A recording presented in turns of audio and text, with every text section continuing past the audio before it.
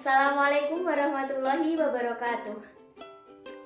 Pada kesempatan yang berbahagia ini, kami dari kelompok 9 akan memaparkan materi tentang sejarah pendidikan Islam masa pasca reformasi.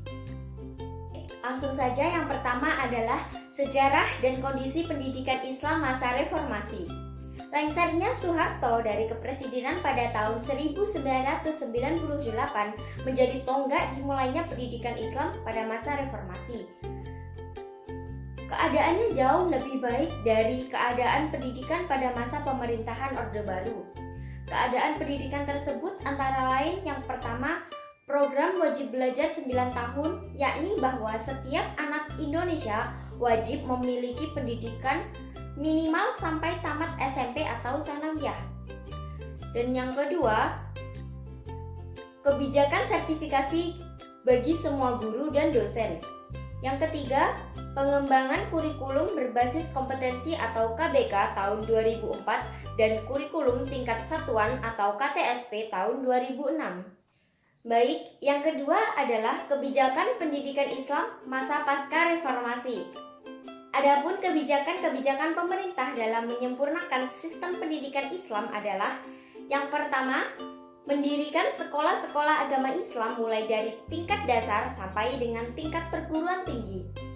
Yang kedua, membantu meningkatkan mutu pendidikan pondok pesantren dengan usaha memberikan bimbingan ke arah penyempurnaan kurikulum, sarana pendidikan, bantuan atau subsidi guru, perpustakaan, keterampilan teknologi, dan sebagainya. Yang ketiga, pembinaan pendidikan agama Islam pada sekolah-sekolah umum, baik sekolah negeri maupun sekolah swasta. Yang keempat, merancang kurikulum yang terintegrasi sebagai suatu sistem yang tidak memberi kemungkinan terjadinya pertentangan antara satu dengan yang lainnya. Baik, materi selanjutnya akan disampaikan oleh teman saya. Selanjutnya, saya akan menjelaskan lembaga dan kurikulum pendidikan Islam pasca reformasi. Yang pertama yaitu Lembaga Pendidikan Islam pasca reformasi.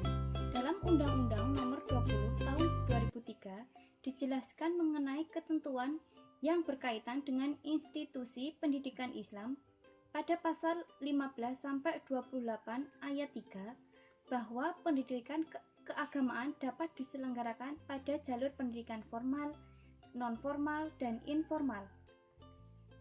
Yang pertama yaitu lembaga pendidikan formal dijelaskan secara berturut-turut dalam pasal 17, 18, 19, dan 20 mencakup pendidikan dasar, pendidikan menengah, dan pendidikan tinggi.